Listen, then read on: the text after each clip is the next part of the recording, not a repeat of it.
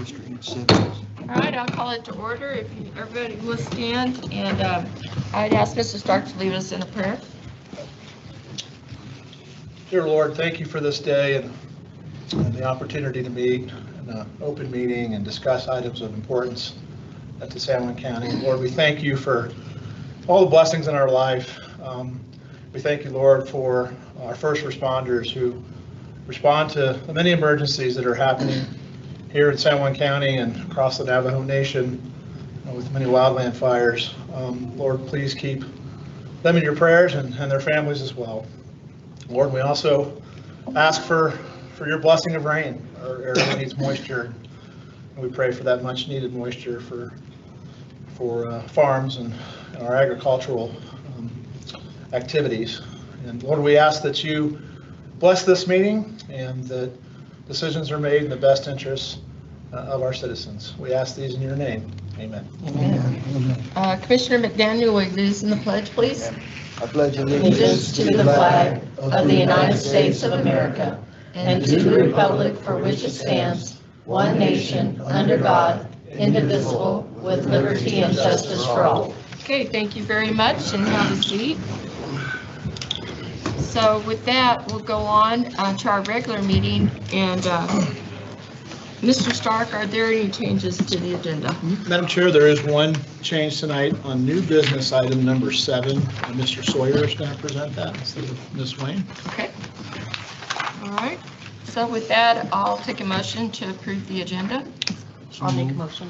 Okay, I have a first and a second. All in favor? Aye. Aye. Opposed? Hearing none, motion carries. So I'll go on to the consent agenda and read those off. Consideration of FY26 client fees for Alternative Sentencing Division Program. 2, consideration of resolution number 252601, transferring East Culpeper Flats Regional Water Connection to North Star Mutual Domestic Water Consumers and Mutual Sewage Works Cooperative. 3, consideration of resolution number 252602, number 252603, number 252604, and number 252606 for the disposition of county surplus by donation. Number 4, consideration of resolution number 252605 for a negotiated sale of county surplus property. Number 5, consideration of resolution number 252607 and number 252608, disposition of surplus and obsolete or obsolete county property.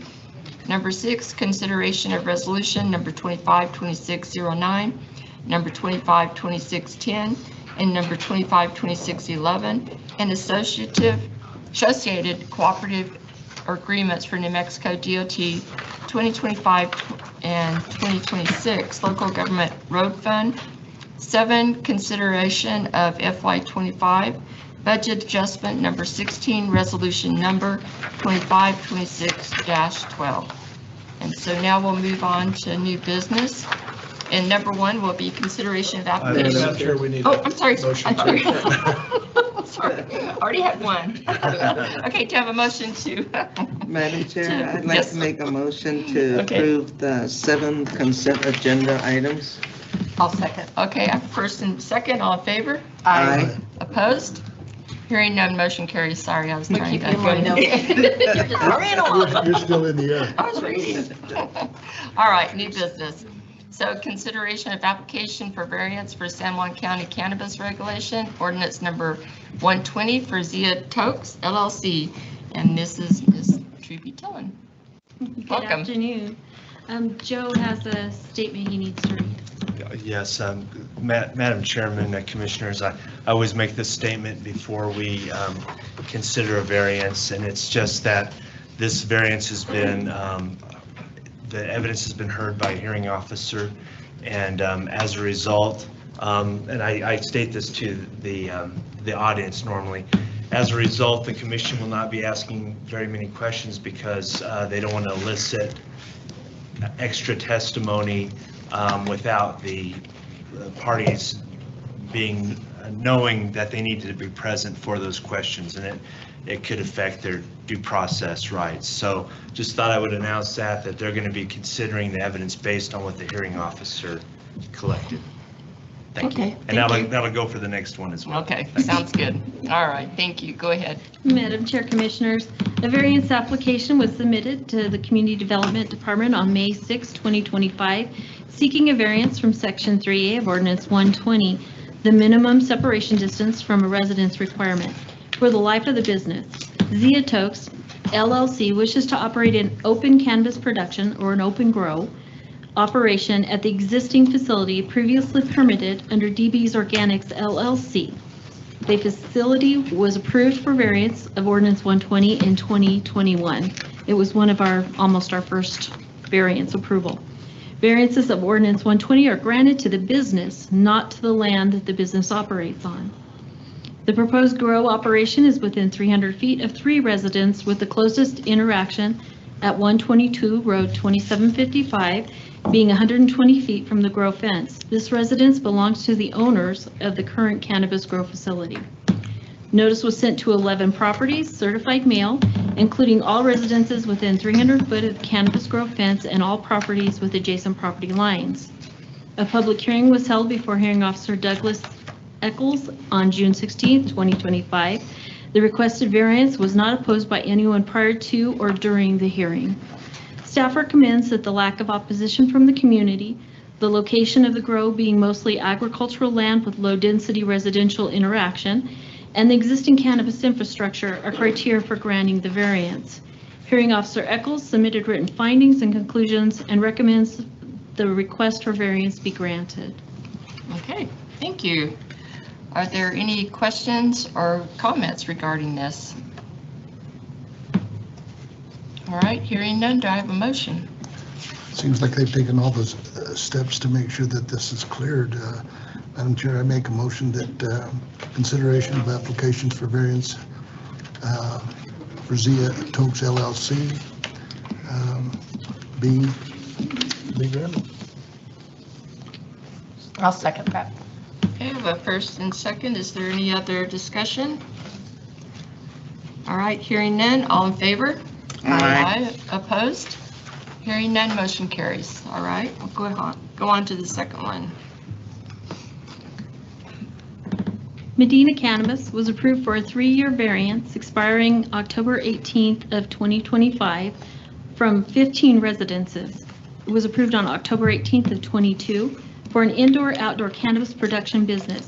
No formal complaints were filed on the business during the 3-year period.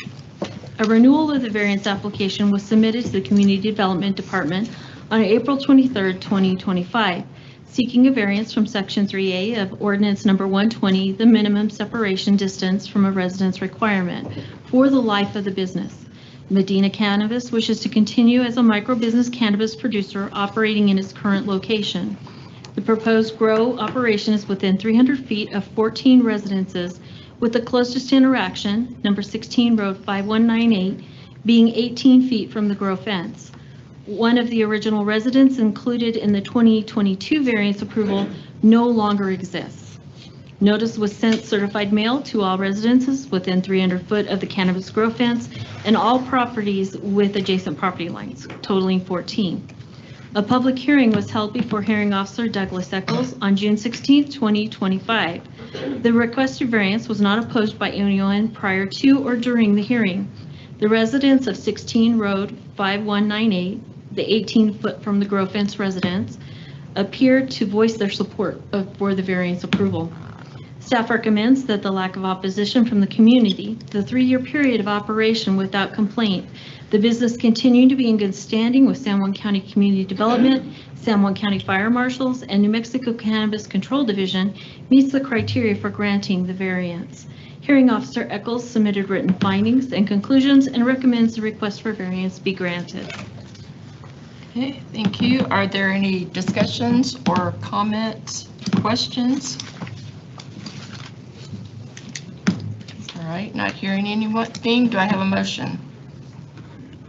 Madam Chair, motion to approve. Do I have a second? I'll second. Okay, any other discussion? All right, hearing none. All in favor? Aye. Opposed? Hearing none, motion passes. Thank you. Thank you. All right, then number 3, consideration of adoption of San Juan County Ordinance number 128, enacting a commercial property assessed clean energy program, CPACE. Mr. Sawyer. Thank you, Madam Chair, Commissioners. I apologize, I'm going to be reading a lot this time. Well, I often do, but the reason for that is this is kind of a complex ordinance and I wanted to capture all the points on it. So the county was approached by Adelante Consulting to consider adoption of a CPACE ordinance. And a CPACE ordinance, it stands for Commercial Property Assessed Clean Energy Program. And that statute was enacted into law in 2023 by the state legislature in House Bill 228. The ordinance, if adopted, provides eligible property owners with access to long-term fixed-rate financing for energy efficiency, renewable energy, water efficiency, and resiliency improvements. The program allows local governments to assist in securing the financing via special improvement lien on the improved property. Eligible properties include any privately owned commercial, agricultural, industrial, or multifamily property of 5 or more dwelling units. This includes properties owned by a nonprofit organization. The financing secured by the lien is repaid to the capital provider who loaned the money to the property owner through the levy of a voluntary assessment collected by the capital provider and not the county. The county would not be liable for any debt of the property owner and would not be pledging or lending its credit to the property owner or capital provider. Billing, collection, and enforcement of any delinquent lien would be the responsibility of the capital provider. If the county wishes to participate, it must opt into this program by adopting an ordinance establishing a special assessment program for all eligible properties in the county. If a project lies within the boundaries of a municipality, the municipality would need also to adopt a resolution to opt in. If the county adopts the ordinance tonight, applications to the program are referred to the program administrator, which is Adelante Consulting. They're reviewed and jointly approved with the concurrence of the county. Ultimately, the county would execute an assessment agreement, notice of special assessment interest, and file a lien and provide assignment of notice of special assessment interest and assessment agreement. A notice of intent to adopt ordinance number 128 was approved at the June 10th commission meeting and was published in the Tri-City Record on June 13, 2025. And while it's not required, the commission may consider giving a few minutes for a public hearing for public comment, limited to 3 minutes per person. I've researched this several times. It's not necessary, but we're going to be doing it for the other ordinances, and so just to be consistent, I would recommend we do that now, just allowing the public to comment. Okay. So at this time, if there's any public comment regarding this, I'd ask you to come to the podium and identify yourself and talk to the commission.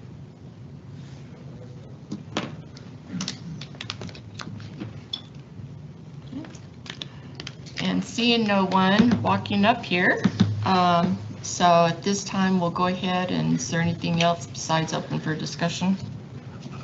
No, Madam Chairman, just there's been several counties have adopted a similar ordinance. Okay. I think Doña Ana, I believe Santa Fe and Bernalillo have also. And I know of those counties that have adopted a similar ordinance. Madam Chair, just for your awareness, Mr. Eric Christensen with Adelante Consulting is online, and okay. Mr.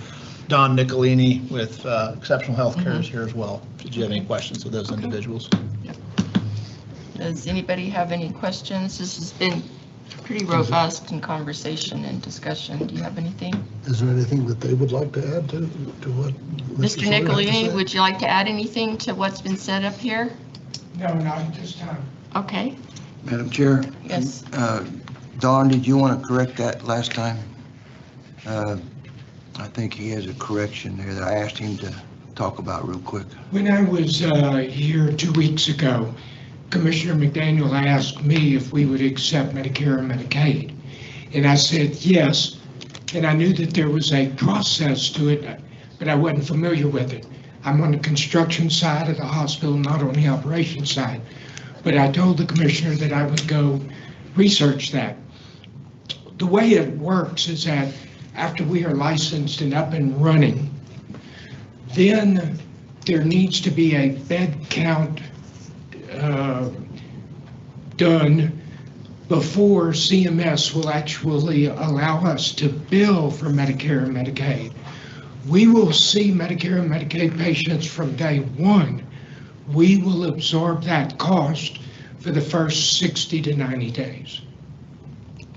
Thank you. Remind us again, what's that bed count? It's going to be 9 emergency exam rooms and 11 overnight patient rooms. Okay. Thank you. Yes, sir. Did that answer your question, Yes. Commissioner McDaniel? Thank you, Okay. Don. All right. Any other comments or questions for Mr. Nicolini? And Mr. Christensen, did you have anything to add to this? Madam Chair, he's having trouble with his mic again. I'm trying to chase that down right now. Okay. All right. Commissioners, are there any other comments or discussion regarding this? All right. All right. So at this point then, not hearing any further comment or discussion, I need a motion. Madam Chair, I make a motion that we adopt the San Juan County Ordinance number 128 enacting a commercial property assessed clean energy program. Second. Okay, I have a first and a second. Any further discussion? All right, hearing none, all in favor? Aye. Opposed? Hearing none, motion carries. Okay, thank you. Then we'll move on to consideration of adoption. San Juan County number 128.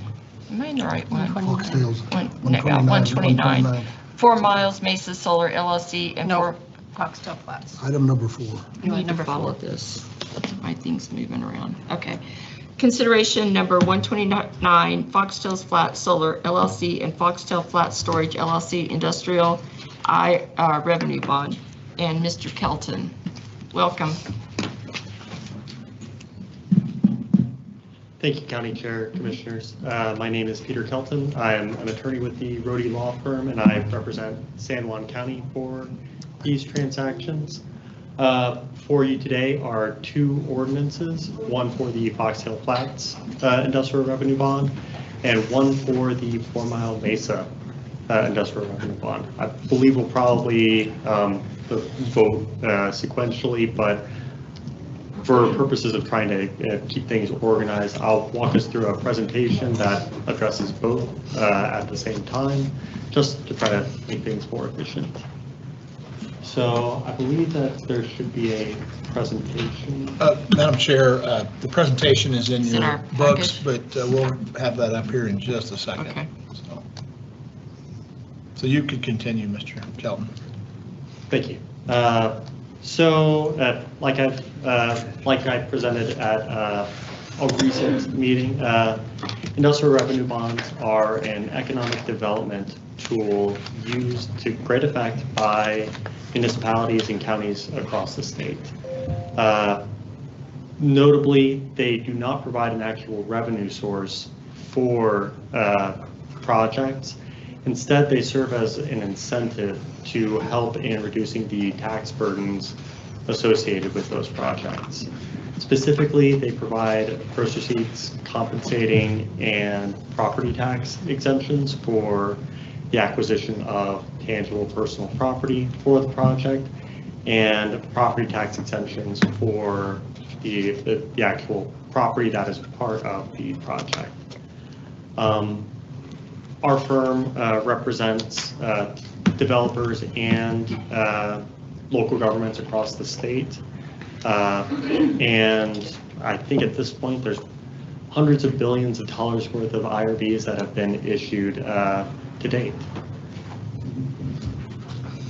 So, like I mentioned, industrial revenue bonds. Next slide, please. Industrial revenue bonds are designed to provide tax incentives for developers to make projects feasible from a financial perspective.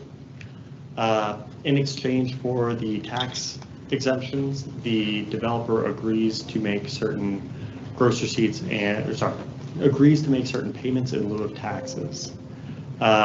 We've been in discussion with the developer of this project. In these instances, so for the Foxtail Flats projects, there will be Foxtail Flats Solar LLC and Foxtail Flats Storage LLC. And then for the 4 Mile Mesa project, the companies are 4 Mile Mesa Solar LLC and 4 Mile Mesa Storage LLC. Fairly conveniently named to keep everything organized, but all of these companies are affiliates of D.E. Shaw Renewable Investments. Next slide, please. So, in terms of how everything is structured, like I mentioned previously, the developer will convey all of their interests in the property that would be subject to the industrial revenue bond structure to the county. The county would hold fee title to the personal property and any real property interest that would be conveyed or subleased to the county. And then the county would lease back those interests to the developer. And by virtue of that structure, an agency relationship is in place, which allows for the gross receipts and compensating tax exemptions. But there would also be a property tax exemption in place by virtue of the county's ownership and the leasehold interest being exempt by state statute. So in addition to that lease agreement that I mentioned, there would also be an indenture and a bond purchase agreement for each of the transactions. That sums up the main core documents that would be part of the transaction structure. So again, none of the bonds represent an obligation of the county. The county is not responsible for repayment of the bond, any payment of the bond. None of the county's credit is pledged for the bond. Instead, the bond is better classified as an intercompany loan, where one arm of the developing company will loan money to the other that is developing the project.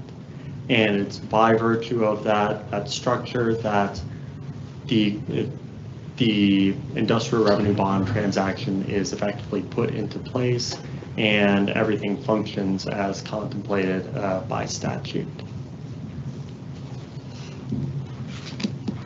So one other thing to consider is that, like I said, it's an intercompany loan. So an affiliate of the developer company, one of the 4 that I listed earlier, would be purchasing each of those separate bonds. And then the developer company would pay back those bonds over time, subject to whatever terms each entity would want to put in place.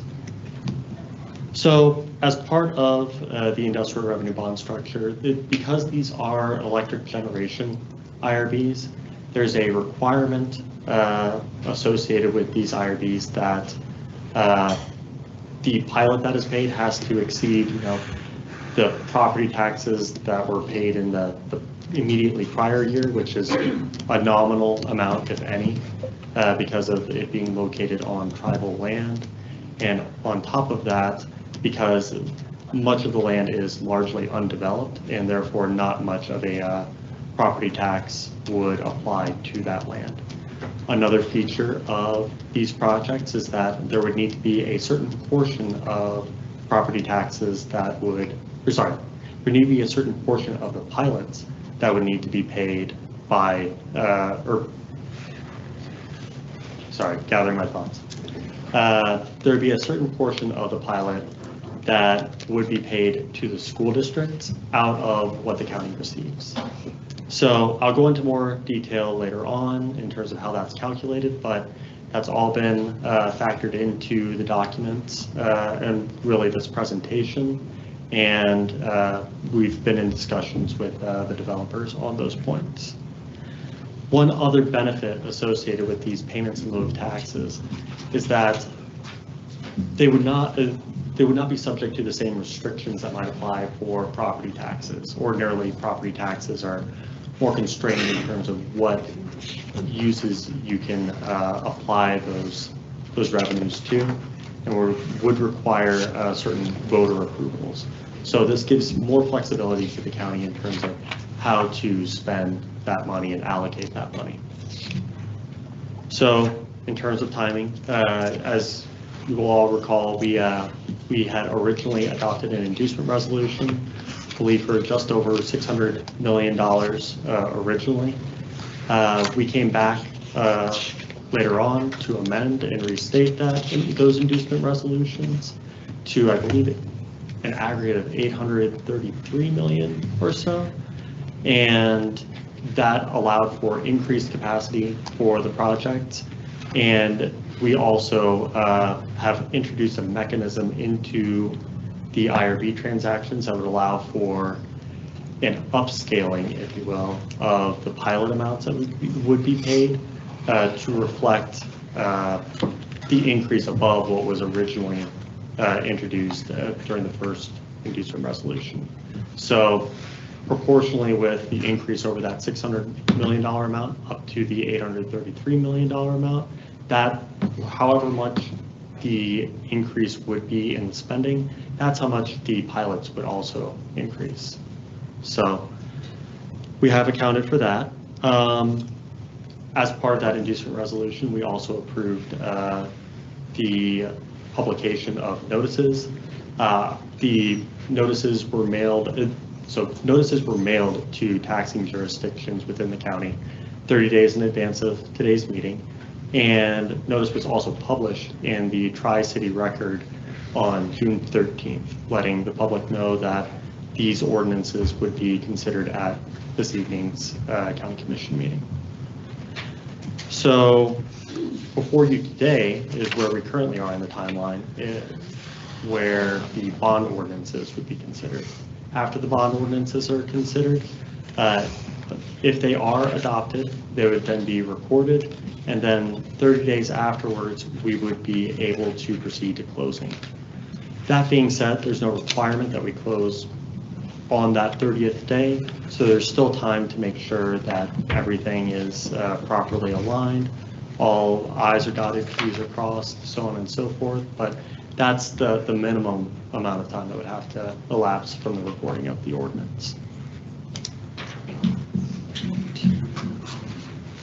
So in terms of a very broad overview of what the projects are, these are going to be solar farms. So there's the Series 2025A, the Foxtail Flats Solar LLC IRB, is a solar generation IRB, and the 4 Mile Mesa Solar LLC is also going to be a solar generation IRB. And then the Series 2025B, the Foxtail Flats Storage LLC IRB, is going to be a battery storage IRB. And then the 2025D IRB belonging to 4 Mile Mesa Storage LLC is going to also be a battery storage IRB. The development, as mentioned earlier, is going to be undertaken by affiliates of D.E. Shaw Renewable Investments.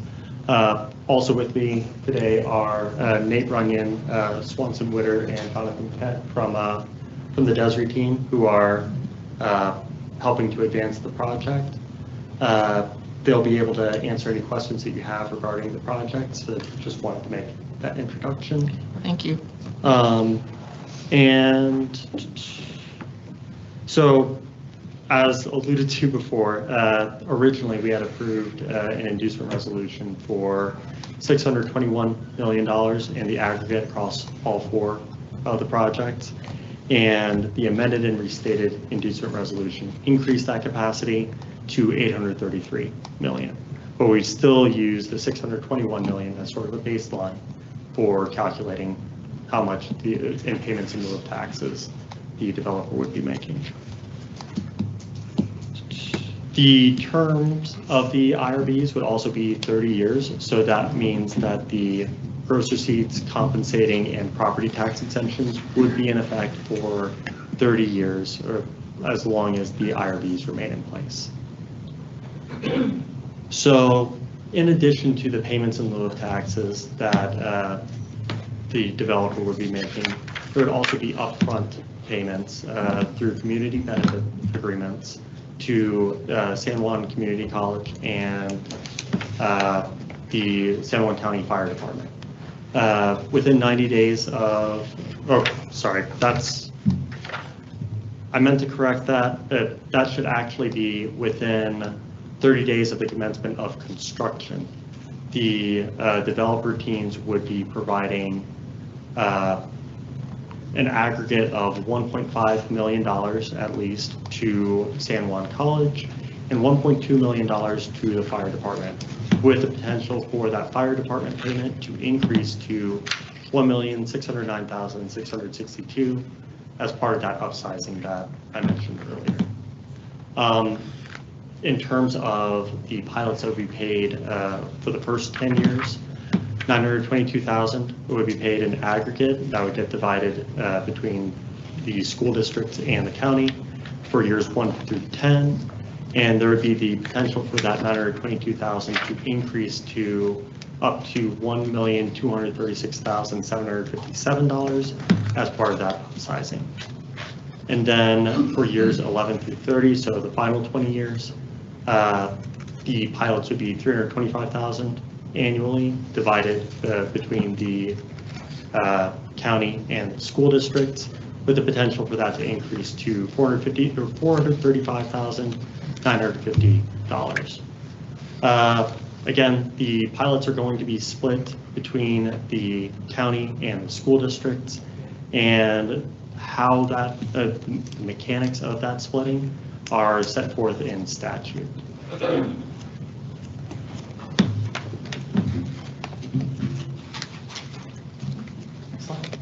Thank you. So again, so section 459.42B provides a specific calculation method for how to allocate pilots between school districts and counties. There's no discretion in how it's calculated, but based on our rough math as of today, about 69.6% of those pilot amounts would go to the county, and the remaining 30.4% would be allocated among the school districts within the county. So that comes out to about $641,701 to the county, $280,299 to the school districts. That would be for the first 10 years. And then the $325,000 gets split to $226,196 to the county. Sorry, oh yeah, sorry, I lost my track. The county would receive $226,196, and the school district would split $98,804. And that's as of today. Whenever it comes time to close, we'll redo the calculations to make sure that everything is accurate as of the date of closing. Excellent. So in terms of how things are split among the school districts, it's a somewhat involved calculation as well. 459.42C provides that calculation method, with 50% of the school district pilot going to the school districts in which the project is located, and it would be split evenly between or among those school districts.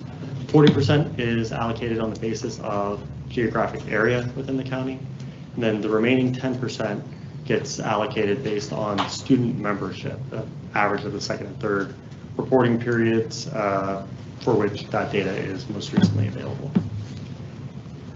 So I've included information on this slide in terms of how everything stacks up within the county from what we've been able to research so far. Again, we'll reconfirm all this information before closing, but just wanted to give you an idea. So here's a rough breakdown of the geographic areas for the school districts and the enrollment. So I've used enrollment because that is a lot simpler to find online, and we were able to find it a lot more easily than student membership. But before we actually do close on the transaction, we would find student membership information. Next slide, please.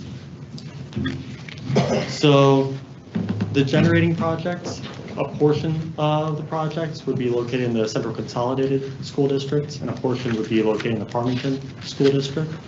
So 25% of the school pilot for the 2 solar projects get allocated to both of those school districts. And then the battery projects would be located only in the Farmington School District. So 50% of the battery storage IRBs would go to just the Farmington School District. Looking at geographic area, Aztec ends up getting, the Aztec School District gets 2.3%. Central Consolidated gets 16.6%. Farmington gets 4.5%, and Bloomfield gets 16.6%. And this is all how we're allocating based on geographic area alone. And for student membership, so we're carving up that remaining 10%. Aztec School District would get 1.2%. Central Consolidated gets 2.3%. Farmington gets 5.3%, and then Bloomfield gets 1.2%. So that comes to a total of 3.5% for solar generating and 3.5% for battery for Aztec, 43.9% for the solar generating and 18.9% for battery for Central Consolidated. For Farmington, it's 34.8% for the generating and then 59.8% for the battery. And then for Bloomfield, it's 17.8% for generating and 17.8% for battery.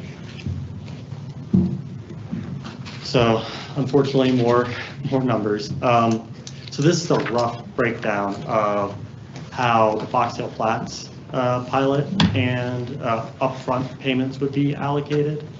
There's no potential for upsize for this particular project, and that's the only one that is the case for. So this is how the upfront payments would be allocated, and also our current estimates as to what portions would go to the county in years 1 through 10, 11 through 30, and then also for the school districts.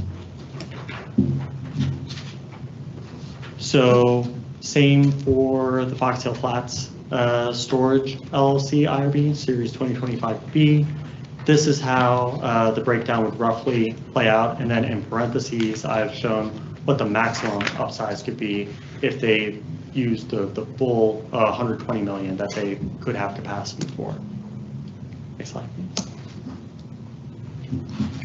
4 Mile Mesa Solar LLC Series 2025C. This is how the breakdown would occur for this particular project. Same methodology as for the 2025B project. Next slide, please. And again, 2025D, 4 Mile Mesa Storage LLC. This IRB is structured like the prior two, where they have the potential to increase the capacity from 128 million to 235 million. And these are the current estimates as to how those allocations would occur. All right, and now finally, make sure. So this is roughly how much the county would receive without fire department payments included for each of the separate projects.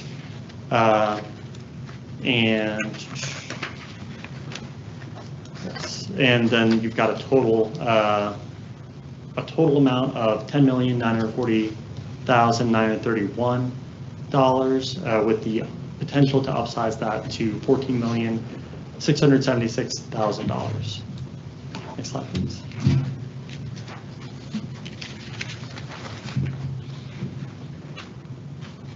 sorry. And the final slide also built into those breakdowns, the pilot amount, or sorry, not pilot, but the community benefit agreement amounts that would go to the fire department, just to try to give an explanation and help in conceptualizing how much would be coming in to the county. And with that, I'm happy to address any questions, comments, or concerns that you may have. And members from the developer team are also here and ready to answer any questions about the project. Thank you, Mr. Kelton. That's a lot of information and very detailed. So thank you for that and the breakdowns that you did. So you answered the questions that I had. So let me ask the commissioners, do you have any questions or comments about what's said here? No. Do you have I something? don't want him to repeat himself. Oh, okay. No, Mr. Kelton, thank you so much for that presentation. Just like Madam Chair states, that is a lot of information. That is a lot of numbers, a lot of statistics. One thing that I do like about what you're saying is that all these numbers will be recalculated and made sure that they're right and correct before we proceed. We did, I'd like to thank the people from Desiree for the tours today, and it gives me a lot more clear perspective of how this thing is going to function and how it works, you know, how it's generated, how it's transported, and how it all works, and how it's stored. Thank you for the tour. It was very enlightening, and thank you for the presentation. My pleasure, and appreciate everybody bearing with me, because I know that was a lot to sit through. So, thank you. All That being right. said, Madam Chair, I think we should do these separately. Yes. Take 4 and then 5. Okay. In consideration of ordinance number 129, Foxdale Flats Solar LLC and Foxdale Flats Storage LLC, industrial revenue bond. I'd like to move forward with a motion to accept this ordinance. Madam Chairman, Yes. could you phrase it as approve the ordinance? To approve the Yes, ordinance. approve rather than accept. Yes. Okay. To approve. I apologize, Madam Chairman, Commissioner Gonzalez. We did advertise in the notice that there would be an opportunity for public comment, and I neglected to remind you of that. Okay. So if you could open it up for a few minutes Okay, for that. thank you. We'll go ahead and open it for public comment. If there's anyone that would like to come towards the lectern and identify yourself and give us your comment. It's approval, we did the notice. Okay, seeing no one, then we'll go ahead and we'll go forward. So I have a motion to To approve. approve. Okay, I'll second. okay, I have a first and a second. Any further discussion? Madam Chair. Yes. So when you're setting this up with the school districts and the college, you meet with them, and do you negotiate something? Is that how that works? So, Madam Chair, Commissioner, ordinarily what happens is the negotiations largely center around negotiating directly with the county. As part of those negotiations, the county tries to get the best deal that it under the circumstances that it's able to negotiate. And the school, by virtue of the county negotiating that amount helps in setting the standard for what the public school districts would receive. And there had been previously, the statute provided for needing to secure school district consent to issue the IRBs. That's no longer what the statute would provide. But that being said, we do encourage developers to have those discussions with constituents, and I do know that the developer team has met with the college and has spoken with the college and had negotiated that 1.5 million upfront. I believe that there have been some developments on that 1.5 million. I would ask that the developer team sort of explain the directions they would want to move, but regardless, what would end up happening before closing is making sure that the county manager is satisfied with the structure of the community benefits agreement with the college, and we wouldn't proceed to close until after that has been that's been resolved. My understanding is that the college has recently asked that amount be increased to $2 million from 1.5. I know that there's currently discussions about how to respond to that recent request. Madam Chair, explain to me, I saw that thing where it says if the fire department wasn't included, because I was thinking it's just the educational institutions, why the fire department is a part of it. So, County Chair, Commissioners, the reason for the fire department payment was in light of the potential increase on strain on county resources for fire protection services to that area, and the desire to sort of specify where some of those payments would go to help shore up county resources in order to be able to provide those sorts of services.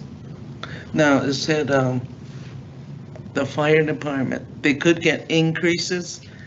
Does that work the same for the college and the school district? So as of putting together the presentation, that hadn't been, my understanding is that the developer team had discussed with the college, and the college had been comfortable with the 1.5 million without the potential for upsizing. I don't know that that is currently the case, but I do know that everyone is working to collaborate in determining how best to resolve that item. And what I would also say is that once it has been resolved, we would be happy to give an informational presentation afterwards, just to let everyone know how those negotiations ultimately concluded, so that everybody is informed of that situation. Okay, thank you. Madam Chair, I just have a question. So with passage of this ordinance, would that affect negotiations by the college? I guess that might be the question on everyone's mind. By going forward with passage of this ordinance, will that somehow just affect the negotiations, limit what they can ask for, et cetera? So no, the way that I like to describe the IRB documents that are approved in connection with the ordinance is that you are always able to ask for more, but you can't go below without going back for additional commission approval. So you can ask for a higher payment, but you can't go below what was contemplated as part of the ordinance without having to seek additional county commission approvals to amend. The way that it is structured currently in the ordinance is that the documents will be consistent with what is approved today, and increasing the amounts is still consistent with what would be approved today. Secondly, the community benefits agreements are going to be separate and outside of the IRB structure. They are sort of standalone documents where it would be a more one-to-one sort of payment directly to those entities. And those are still, those are not actually, the dollar amounts are not included in these documents, which gives them flexibility to make sure that that things are structured to our satisfaction. Thank you. All right, thank you, that makes sense. Okay. I have one more question. I guess this is storage facilities will be located primarily on the Ute Mountain land, is that correct? That is correct. And they have a benefit from that? Okay. So, County Chair, Commissioner, the Desert team has negotiated with the Ute Mountain Ute tribe for the ability to lease that land while paying the Ute Mountain Ute tribe for that right. And I believe that there may also be some components of that compensation scheme related to, in some form, sharing in the revenues of the endeavor. The exact specifics of that transaction are sensitive from the Ute Mountain Ute tribe's perspective, so we don't have a great deal of information regarding the exact specifics. But the Desert team has been working very closely with the Ute Mountain Ute tribe to negotiate those site leases and to ensure that those site leases are consistent with the Ute Mountain Ute tribe's expectations and needs. Okay, thank you. Okay. Did you have to do something, Commissioner Gonzalez? I'm good. You're good? Okay. All right. So with that, if there's no further discussion or comments. Madam Chair, I don't know if there was a second on that motion or not. That's what I'm wondering. Okay. Yeah. I will So second then. you were first, right? Yep. And you'll second it? Yes. Okay. So any other comments or questions? Okay. Hearing none. All in favor? Aye. Aye. Opposed? Hearing none, motion carries. Okay, thank you. So then we'll go on to number 5. Do I need to open that up for public comment as well? Madam Chair, I believe you should, yes. Okay, since we're doing them separately. Okay. At this time, we'll go ahead and take public comment on the consideration of ordinance 130, 4 Mile Mesa Solar and 4 Mile Mesa Storage. So if you'll come forward and identify yourself and give us your comment. Okay, see nobody moving, we'll go ahead and go on to further discussion from the commission. Do you have any other questions or comments? I do. Okay. All right. I don't see any, so do I have a motion? Madam Chair, I make a motion that we adopt ordinance number 130, the 4 Mile Mesa Solar LLC and 4 Mile Mesa Storage IRB. I think approve. Oh, approve, sorry. Yeah.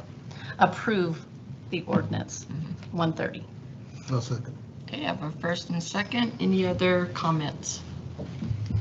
Hearing none, motion, all in favor? Aye. Opposed? Okay, motion carries. Thank you.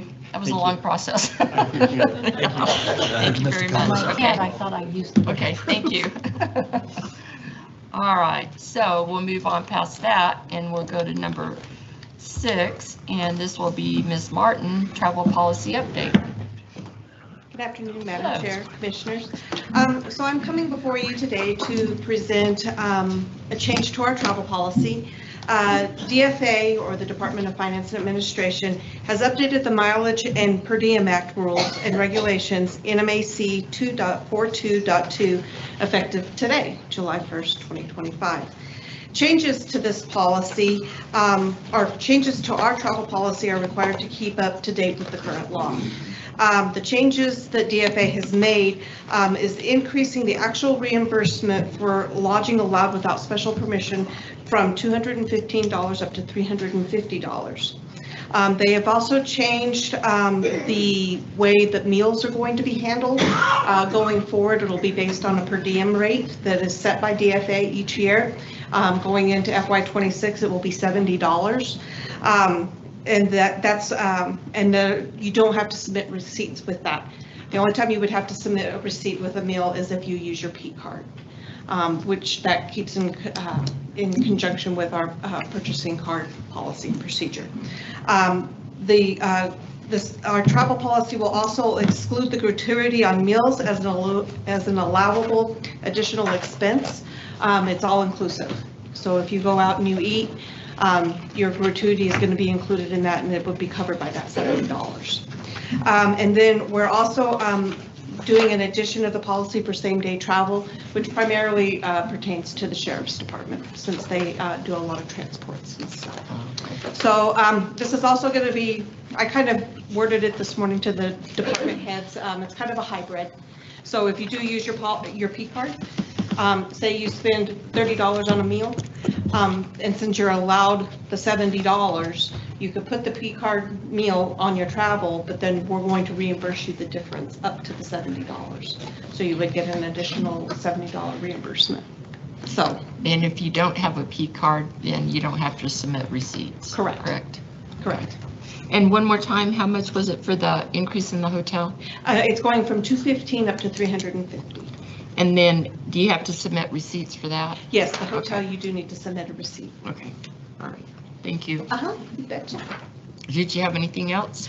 Nope, I think that should cover it. Okay. Any comments or questions for Ms. Martin? I think that's pretty straightforward, so thank you. Okay. All right, so do I have a motion? Madam Chair, I make a motion that we approve the travel policy update. I'll second. I have a first and second. Any further questions, comments? Hearing none, all in favor? Aye. Opposed? Motion carries. Thank you. Awesome, thank you. All right, we'll move on to number 7. And this is the consideration of adoption of amended and restated San Juan County Employee Handbook Ordinance number 34. Mr. Sawyer. Thank you, and Madam Chair, Commissioners, and before I start, I wanted to just point out that the words adoption and approval are both, I think, acceptable words. The one that that scares me is accept, because in the past, the commission has accepted a report but didn't approve it. And so you'll see differences. The last one was approved, this one's adopt, but I think you can use either one. So, due to the restructuring of our compensation system for San Juan County employees that goes into effect on July 6th, we needed to make changes to our employee handbook to reflect those changes. And then while we were at it, we took the most important other issues that had come up since our last handbook update, and we made those changes as well. So, for example, employees leaving county employment will now have 4 days to return county property, equipment, and uniforms to avoid a payroll deduction for such property. Footwear allowances now may be used to pay for insole inserts, and workers' compensation benefits resulting from an accident may be reduced if an employee's intoxication contributed to the injury. So those are examples of other ones we've changed. All the changes are in the red line version that was in your materials, so you can see those. A summary of those changes is attached and has been distributed to employees and is available on the county's webpage. The commission approved a notice of intent to adopt this ordinance, the amended and restated San Juan County Employee Handbook Ordinance number 34 at your June 10th meeting, and then it was published in the Tri-City Record on Friday, June 13th, 2025. Because the new compensation system goes into effect on July 6th, we added an emergency clause to take it into effect immediately. So if adopted, the new version of the employee handbook will go into effect as soon as you adopt it. And so I stand for any questions. Okay, thank you. I was just looking at 10.4 court duty that kind of rolled past, and just what's required if somebody gets called into court. So it's not anything redlined, so. Oh, okay. Is there any comments or questions for Mr. Sawyer? All right. Do I have a motion? Madam Chair, in consideration of amended and restated San Juan Employee Handbook Ordinance number 34, I move to approve this ordinance. Okay. I'll second. Okay. Oh, It's an amendment. Madam Chair, I'm so sorry. I keep forgetting about our public comment. Oh, Every okay, for time. this one So, too? Okay. yes, for this one too. So if you could All right. please give that opportunity. Okay. Do I have any comments from the public? If so, please come forward, state your name and what you would like to say to the commission. All right, I don't see anybody moving, so we'll go ahead and go forward. Thank you, Mr. Sawyer. So I have a motion to approve the adoption. Is that First correct? and a second. And a second. And who Yes, did the yes. second? I did. Okay, so any more comments or questions? All right, hearing none, all in favor? Aye. Opposed? Okay, motion carries. Thank you. All right, so now we'll move on to consider a real estate purchase agreement for new Station 6 EMS facility. Mr. Stark. Thank you, Madam Chair and Commission. Since 2022, San Juan County has been working with San Juan Regional Medical Center, as well as the EMS Oversight Committee, to work towards constructing a purpose-built Station 6 EMS facility. Station 6 is currently located at 2014 East 16th Street in Farmington, and was added to the system in 2009. It currently is covering central Farmington as its primary first due. The building has been leased and was originally a business. The leasing cost is approximately $1,600 a month. It's an older structure, which was originally a mechanic shop converted to house crews. There's currently a foyer, 2 sleeping rooms, a bathroom, and a small common area. The attached garage is too small to house the ambulance and substitutes as a cooking, workout, and storage area. Not ideal by any means. The ambulance is kept outside year-round under an added canopy.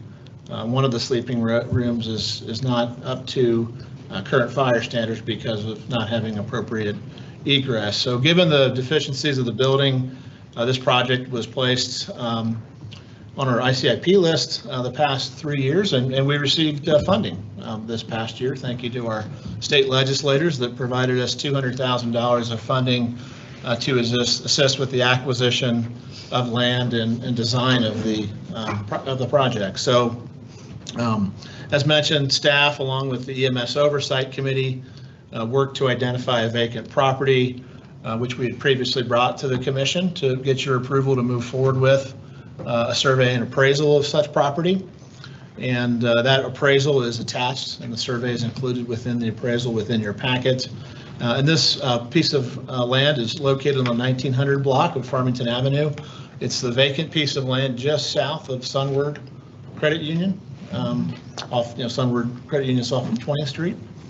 It's 0.81 acres, and we've worked with our architect to verify that the current facilities that you see across the county would fit within this piece of property, and it would. And so our recommendation from staff is to move forward with a purchase agreement with which is included in your packet as well, with the Mark and Valerie Usselman Living Trust for the property for $157,500 plus any of the normal and customary buyer closing costs, which we wouldn't have an estimate on until we move forward with closing.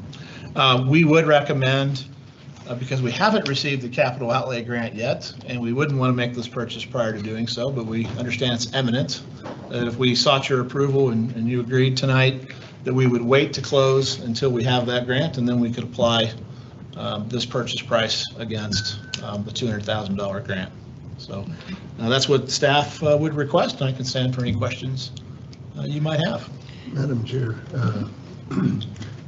Mr. Stark, this is on the same side of Usselman Construction, on the same side of Farmington Avenue? Madam Chair and Commissioner Gonzalez, it is not. It's actually up the street, right to the south of Sunward Credit Union, which Right currently, across from Executive Escrow Services, more or less. correct, that's exactly right, across the street. Yep. Okay. And it's and adjacent on the south side to this property is a road, access road that runs Just to the behind the post post office. office. Exactly. So that So that's the helps. one adjacent to the road, from the post office. Exactly, on the east side On the of corner, okay. 16th. Yep, correct. Okay. Thank you for that explanation. And Commissioner Gonzalez, that the survey is included within the appraisal as well as a picture, so that might help you too with orientation, if that's helpful to you. Oh, I know where it's at now. Okay. I know exactly. Yeah, I know. Okay, I got the pictures too. Yeah, All thank right. you. And I remember too from previous discussions that they couldn't keep the ambulance warm and heat up something in the microwave, so there were some upgrades that couldn't be done there. And as well as the neighborhood that they were in, this kind of puts them more in the commercial area as well. So, okay, any other discussions or questions? Okay, if not, do I have a motion? Madam Chair, motion to approve the real estate purchase agreement for new Station 6 EMS facility. I'll second. Okay, I have a first and second. Any further discussion? All right, hearing none, all in favor? Aye. Opposed? Hearing none, motion carries. Okay, thank you very much. So then we'll move on to consideration of lease of office space in the multi-agency building to Senator Steve Lanier. Mr. Stark. Thank you, Madam Chair and Commission, again. We are presenting to you a lease that has been approved by the Legislative Council Service for the lease of office space at the San Juan County multi-use building located at 7450 East Main Street for use by Senator Steve Lanier and his staff. You might recall we've entered into a similar lease for Representative Montoya and Senator Scher, who are renting a shared office. And we also have office space that we provide to Senator Heinrich for Mr. Dumont's use. And so we have previously utilized the fair market rent value of $300 per month for Representative Montoya and Senator Scher's office space, so we're recommending that again. Legislative Council Services approved. And this lease would be for, on a monthly basis from today to December 31st, 2026, and it would allow for 1 2-year renewal. And so the first month's worth of lease would be slightly less since we wouldn't count today. So $290 prorated for the July 2025 rent. So certainly can stand for any questions you might have on this item. Well, it looks like a good use of space. So any other comments or questions for Mr. Stark? If not, do I have a motion? Madam Chair, I'd like to make a motion to approve the lease of the office space in the multi-agency building to Senator Steve Lanier. Okay, I have a first and a second. First, do I have a second? I second it. Okay. I have a And first Madam and a Chair, second. Yes. I will be abstaining from this vote. Okay. So any other comment or questions? Hearing none, all in favor? Aye. Opposed? Okay. Hearing none, motion carries 4-4 and 1 abstains. So we'll go ahead and move forward. And we'll have Mr. Smith come in consideration of resolution number 252613, adopting the New Mexico Infrastructure Capital Improvement Plan. Welcome. Madam Chair, members of the Commission, it's that time of year again. The Infrastructure and Capital Improvement Plan is provided on an annual basis to the State of New Mexico Local Government Division and provides the following information: the entity's planning process, goals, trends, inventory, 5-year project summary including project priority, description, budget, possible funding sources, operating expenditures, and implementation schedule. In addition, San Juan County is required to identify the top 5 capital projects to earmark for the governor's funding consideration during the 2026 legislative session. Input to the plan was garnered through 2, and I might say well-attended public hearings. They were held on May 14th at the Lower Valley Senior Center and June 21st here at the County Administration Building. There was some additional feedback that we received via Facebook and email also. You might see on the list for this year, 2 projects were removed from last year's version, and that was the San Juan County Clerk's expansion and election security upgrades. That project was fully funded during the legislative session last year, and likewise the crisis triage drop-in center was also fully funded last year. So 2 good projects that we managed to get funding for through this process. On the list that staff is proposing this year, 2 projects were added to that list to replace those that came off. And one is McGee Park improvements, and that's going to kind of, the intent is to correlate with our recreation master plan that we're developing. Hopefully we'll be able to get some nice recreation built in that area for people to use, you know, people coming into the area for RV trips or whatever. But we also had some comments from the Youth Soccer League here locally that they're in desperate need of some more fields for kids to play on and have tournaments on and stuff like that. So we're hoping maybe that can go towards that. And then another project that was brought up through our public comment is an extension of the Kirtland walk path. As you might remember, we already did a portion of that walk path in previous years, and it's been brought up that it'd be nice if we could extend that for the safety of all pedestrians, but one of the specific requests was for the school children of Kirtland who walk Road 6100 to get back and forth to school every day. Additionally, we made some adjustments to the projected costs of several of the items, and then we also rearranged the priority of a couple items. You'll see that County Road 3900, the East Pinion Hills Boulevard Phase 3 project has moved up to number 1 now. I think everybody's well aware that the city of Farmington is working on their portion of the project and probably getting somewhat close to being done, and we'd like to be able to get our portion of the project kicked off to make that whole project whole. And then the EMS Station 6 relocation, which we heard a little bit about earlier, we received some funding last year, $200,000 through the legislative session, and we have moved that up in priority to hopefully keep the ball rolling on that project and get the money we need for construction. So with that, staff request direction of the priorities and subsequent approval of resolution number 252613 for San Juan County's 5-year list and prioritization of potential capital projects for this year's upcoming legislative session. And I'll stand for any questions anybody may have. Okay, thank you. Any questions or comments for Mr. Smith?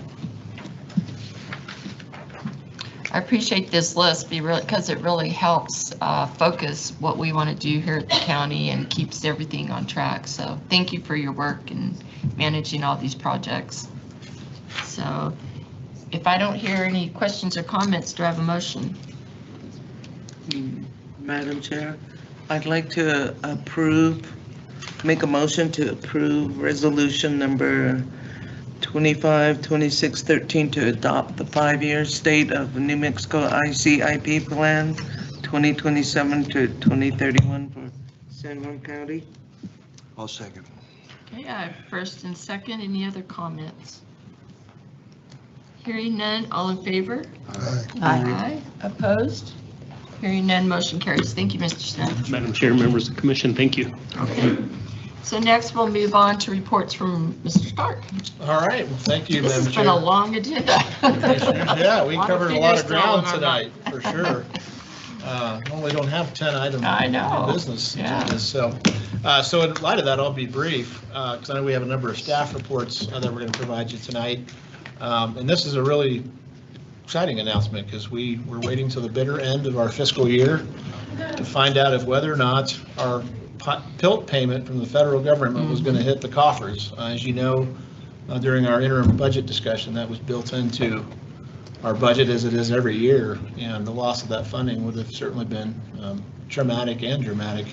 And so happy to announce that we received 2.9 million and change, and that certainly makes us whole for FY25, and then hoping we'll see that payment going forward as that's built into our FY26 budget. But I thought I'd share that bit of good news because we've been patiently and hopefully waiting that payment would hit, and it did. So I'd like to stand for any other questions you might have.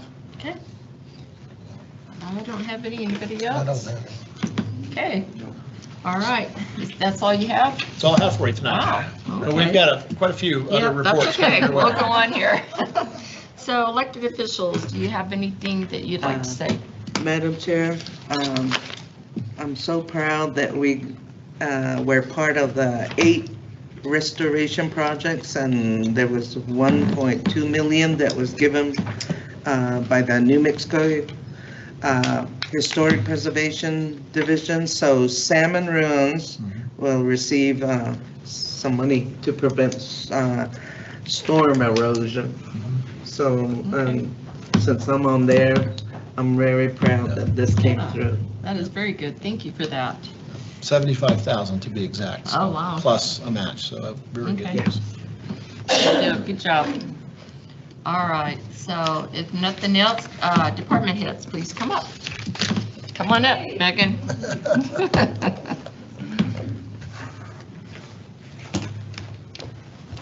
I'm just her plus one. Okay.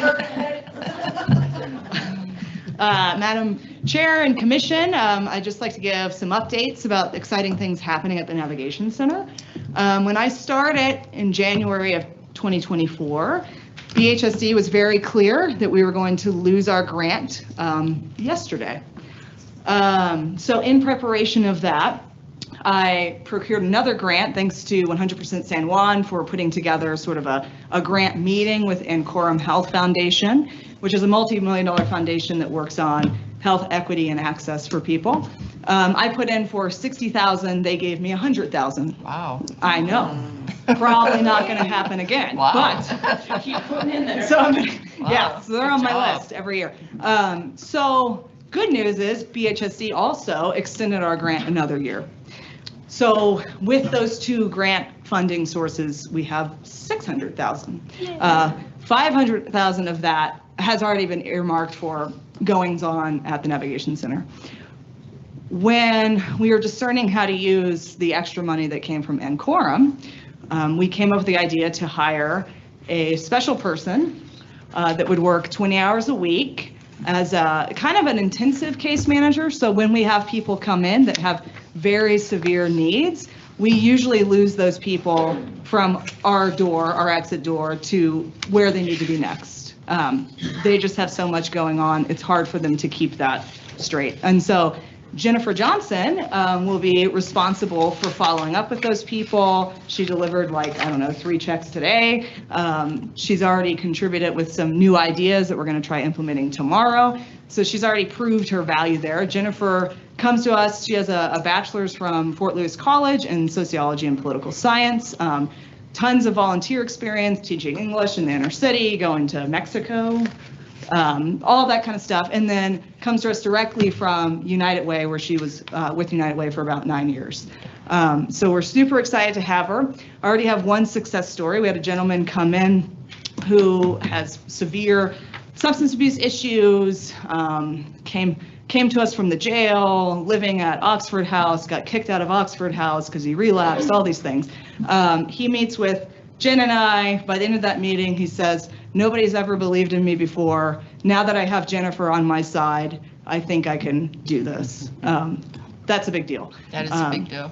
Jennifer is super charismatic, as you can tell, very bright, very energetic. So we're excited to have her. The grant term is for a year. I'd already say right now that if we could keep her longer, that'd be great. But we have her for at least a year through the grant. San Juan County is not fiscal agent to this grant. I mean, we totally lucked out. This grant comes to us, like I said, through Quorum. We work in conjunction with 100% San Juan. 100% San Juan receives all the invoices and stuff like that and sends it to the Community Foundation of Southern New Mexico, who is the fiscal agent. So it's a pretty sweet deal. So happy to have it. I also want to take the opportunity, I brought my staff who could make it here. Some of you guys don't know the faces behind the team that does all the work. They're a formidable team. Please ask them to stand up yes, and introduce them. Stand up, guys. As the new guy, they really are a formidable team. Yes, yeah. So,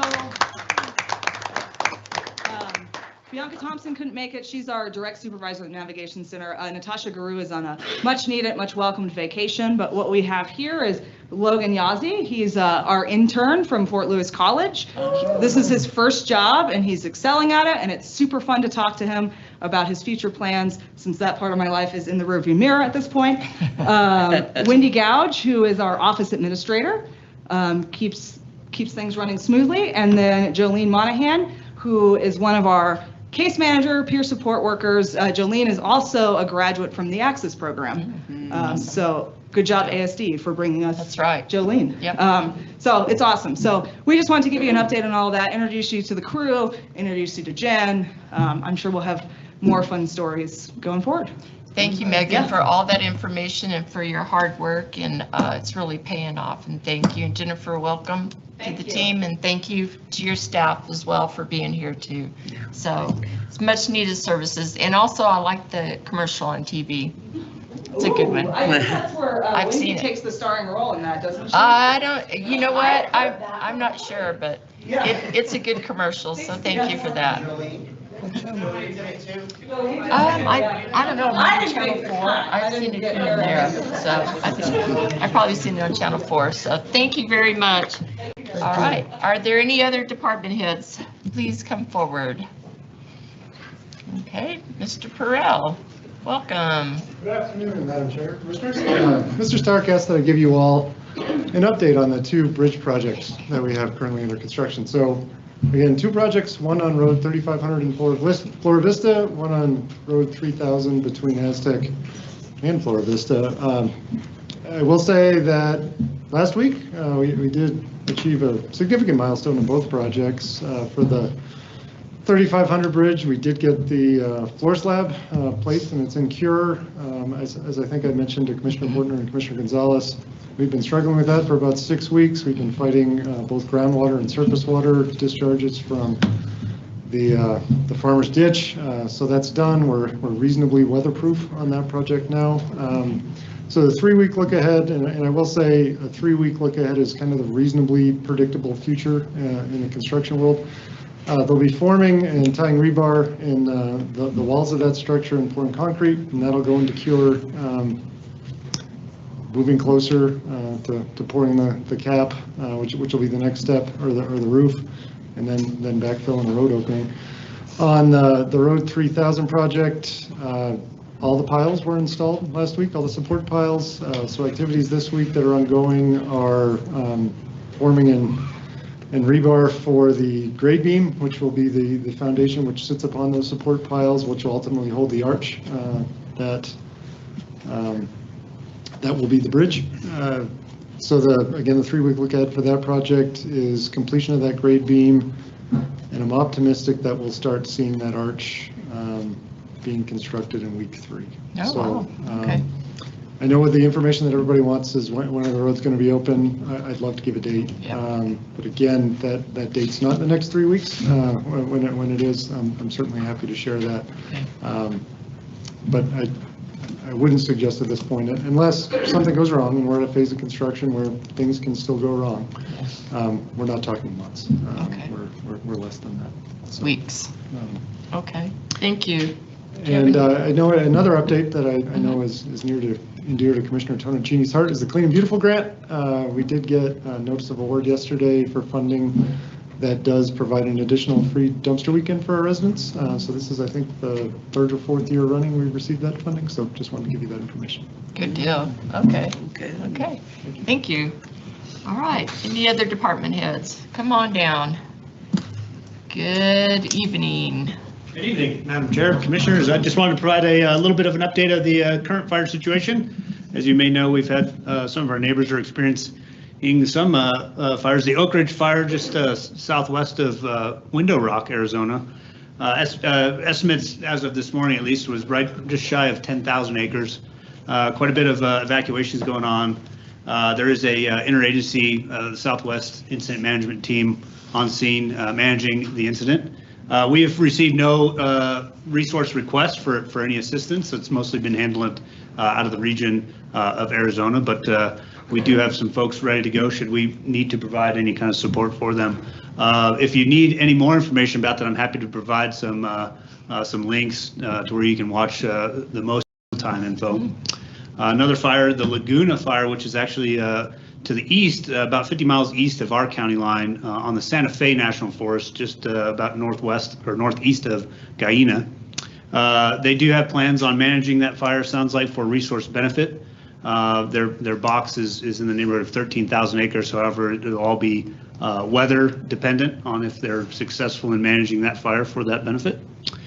Here locally, we've been pretty busy with initial attack.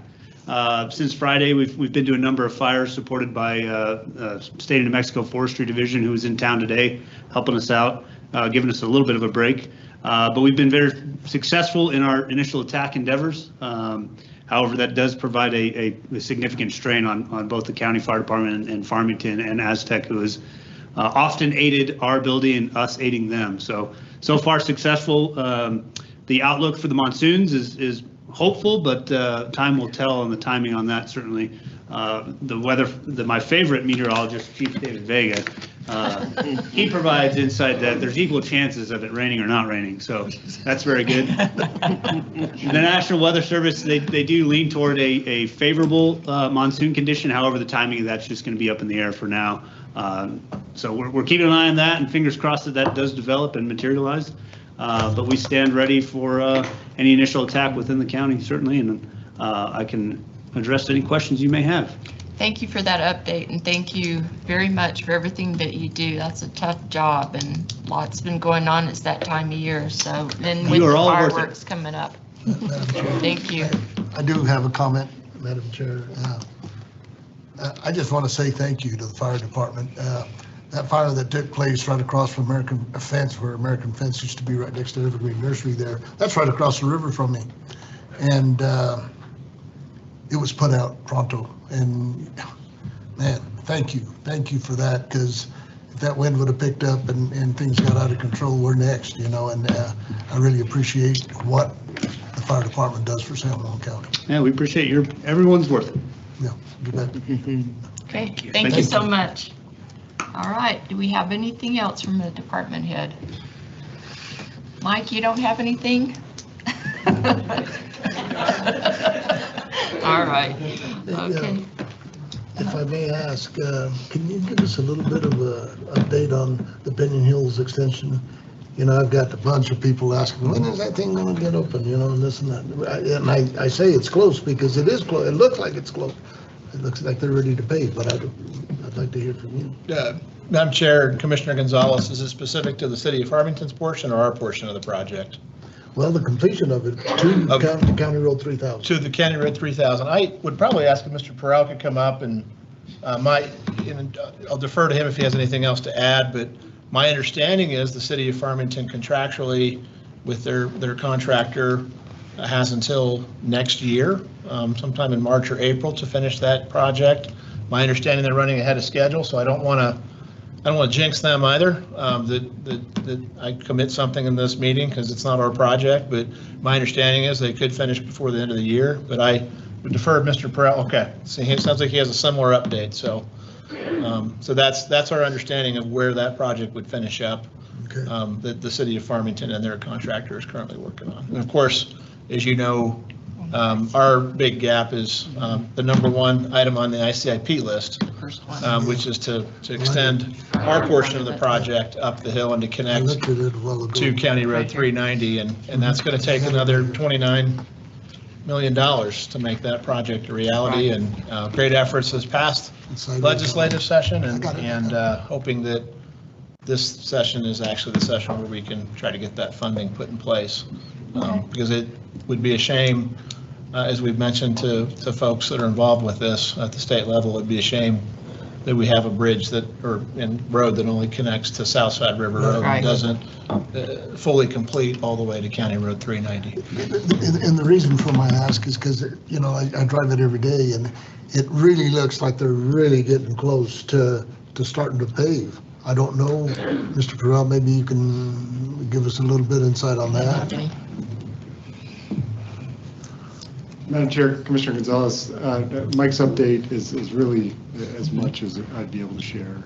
It's not a project I'm intimately involved with. I have heard grumblings of where they're at in the schedule, but I defer to the department. And the reason I ask is because, man, I get 10 phone calls a week, when is that going to be complete? When's this going to happen? Yes, certainly. I think the best source of information would be to defer them to the City of Farmington's engineering department, and the contact there would be Isaac Blue Eyes. He's the city engineer. Yeah. Thank you. Thank you, Mr. Perrell.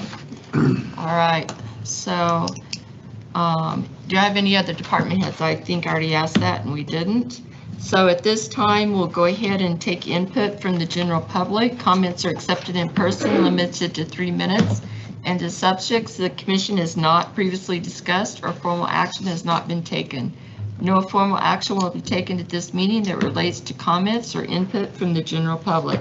So if you will come forward and identify yourself, and we'll have a timer going for 3 minutes.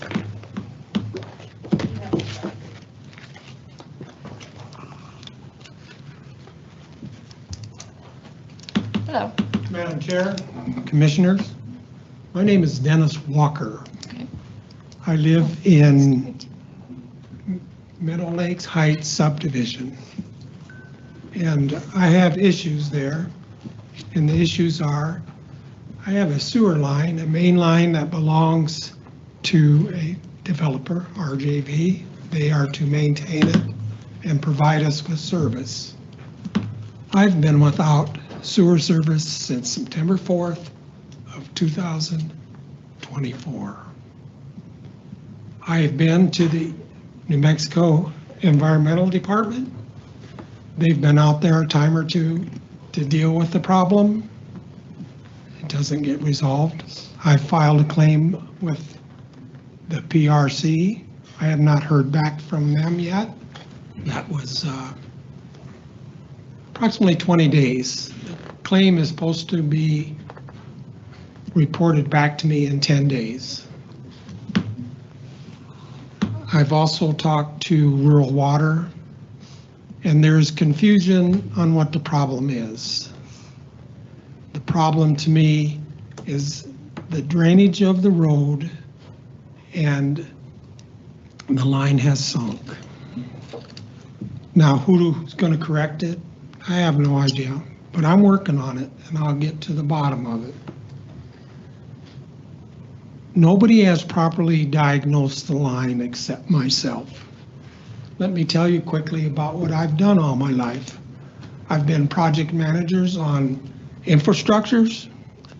The military trained me. I spent my time up until I retired. I'm 73 years old. My house is paid for. Everything I own is paid for. And I'm going to fight until I win this. But I need some help. And I'd like to invite the commissioners to come up and look at the road and look at this situation and see and help produce an answer to what is wrong with the sewer system. I have dealt with RJV, and that doesn't get you anywhere, because if you went and talked to MED, the New Mexico Environmental Department, they'll give you one answer. If you talk to Rural Water, there's another answer. So I'm waiting on PRC to see what answer I get from them, because all the answers they get is from the developer, and it doesn't work for me. Diagnose the problem, let's get in there and get it fixed. Commissioner Lanier, I've talked to you before. You all have my numbers. Mr. Stark, I talked to you before. Thank you for taking my calls, and thank you for listening to me. Thank you, Mr. Walker. It sounds like it's very frustrating. And so after this meeting, can somebody talk to him? And I mean, It sounds like you've been talking to him. So if there's anything further, it sounds like you've also dealt at the state level. So Thank you for that. Thank you for your comment. Thank you for listening. Okay, thank you, Sandras. Thank you. All right, are there any other comments? My name is Brad Carley, and I have property on the East Main in Farmington and also on the old Aztec Highway west of Flora Vista. And we were the recipient of a huge fire Friday night. In fact, I can see the smoke from the lake. And I want to congratulate and thank the fire department, the emergency response, Aztec, Flora Vista, Farmington, for all coming and they're concerned, because if it had got away, you know, at the top of that hill is an RV lot, and there's probably 30 or 40 camp trailers and motorhomes parked along there, and it would have really been a significant fire at that time. So I want to say thank you very much, and I do appreciate you. Thank you, Mr. Carley, and thank you again to our department. Thank you. So it looks like we have another comment. Do we need some help with the microphone or? Okay. It's okay, I can stand. Okay, good deal.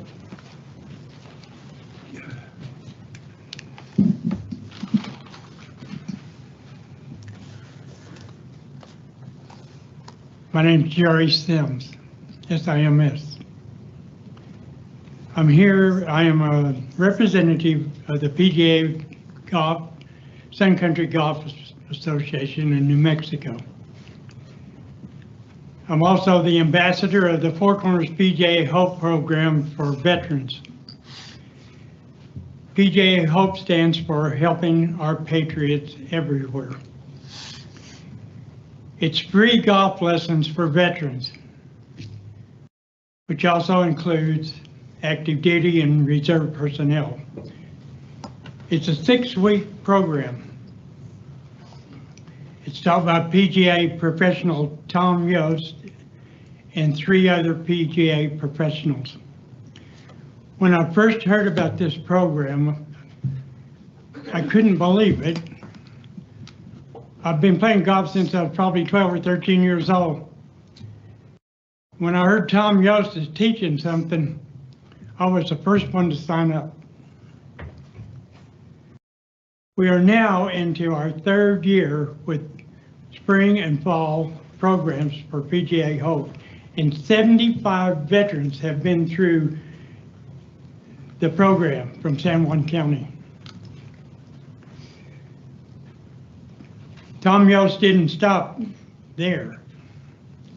Him and Tina White, they got to thinking and said, well, okay, we taught these people how to play golf, now what? They formed the Four Corners Veterans Golf League. It's free to all veterans. And through Tina White, she continues to find sponsors throughout San Juan County to pay for the golf league. This not only helps the veterans here in San Juan County, but it also helps Riverview Golf Course, because the league pays for the green fees in the carts through sponsors. Today, we have over 100 veterans playing golf in San Juan County at that Veterans League. And not all of the veterans there playing golf play somewhere else. And I got to thinking about that, and I understand why they don't play somewhere else. They want to be with veterans. They have their own personal problems, and I understand that. We have men and women from the ages of 20 through 90s playing golf. And I want to thank San Juan County for giving the veterans a discount for green fees on Tuesdays and Thursdays. I also want to say something about the staff at Riverview. They're very professional, they're kind, they're generous. You noticed I just got out of a wheelchair. The other day I was out there and Megan, she works there at the golf course. Megan went and got me a golf cart and brought me to the front door. She didn't have to do that. I could have done it myself, but she went and got a golf cart and brought it to the front door for me. And she does that for other people too. But I can't say enough about Tom and Tina either, because they are the heart and soul to the Veterans Golf League. Thank you very much. Thank you, Mr. Sims. And I know it took a lot of effort for you to get here and to come and thank everybody and mention them by name as well. So thank you for being here today and for your words. We thank San Juan County. Thank you very much. Thank you, sir. All right. That's really cool. Is there anybody else that has any public comments? Start my own time. All right, there you go. Good afternoon, Madam Chair and Commissioners. I come before you as the chairman of the board of Film Four Corners. I'm very proud to announce the first time in 3 years, the 4th of July parade is coming back to downtown Farmington on July the 4th at 9 p.m. I want to thank Commission Chair Fortner for coming down and offering to be a judge for the parade. I want to thank Commissioner Lanier for providing some banners for the parade, and we're hoping to have a really good time and a great turnout. Hope you folks can all come out and see the show and have a good time with us. And then next year, hopefully we have even a bigger parade than we do this year. So thank you both so very much. Thank you, Mr. Neely, for doing that. I know it'll mean a lot to the people that are there, so thank you. All right, is there any other public comment? Okay, I don't see anybody coming down, so at this time then, we're gonna go into, do I have a motion Yes. about our closed session? Madam Chair, I make a motion that we move into the closed executive session to discuss limited personnel matters, the county manager's evaluation pursuant to NMSA 1978, Section 10-15-1H2. Okay, do I have a second? I'll second. Okay, I have a first and second. All in favor? Aye. Opposed? Hearing none, motion carries. Thank you.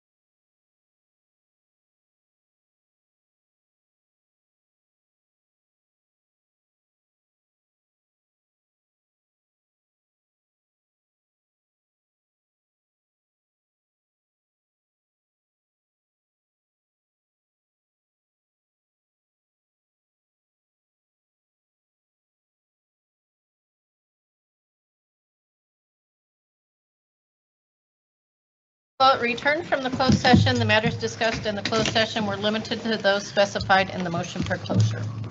Second. Okay, I have a first and second. All in favor? Aye. Aye. Any opposed? Hearing none, motion carries, and so we'll go ahead and adjourn. All right, thank you.